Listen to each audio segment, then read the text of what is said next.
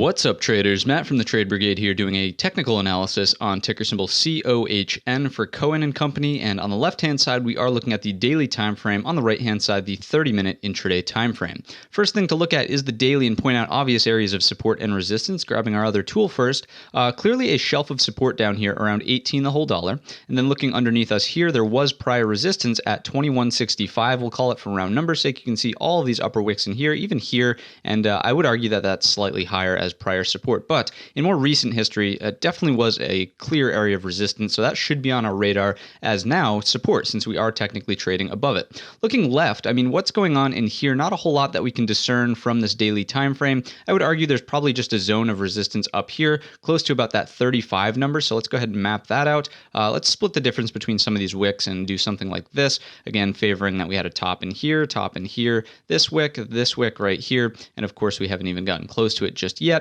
The other thing before we flip to the 30-minute time frame is just that, well, actually, let's do this, right? So that was a prior area, simply prior support, then turned to resistance here. Resistance, obviously, we couldn't close above it there, and today's wick ended right at it. So 28.82 should be on your radar as well. But what I was going to say is just the fact that we have an inverted hammer like this, really nasty upper wick, is indicating that the buyers were really just momentum-driven buyers, short-term buyers, nothing of long-term strength, really. So I would be very skeptical of this stock going forward. Let's shift our attention to the 30-minute time frame. And as we know, whenever we get a major move like this, what we like to do is break out the Fibonacci's and just see how was the close. Was it strong? Was it weak? And obviously, as you can see from the Fibonacci retracements here, it was extremely weak, right? We didn't get any sort of support at the 38.2 pullback. We didn't get any sort of support here at the 50% pullback, sliced right through the 61.8, and have closed multiple candles now and are consolidating, accepting prices underneath that 61.8, which generally means it's very likely we get a 100% retracement back down to this level here, which as we know is around 21.65. So looking for some downside, honestly,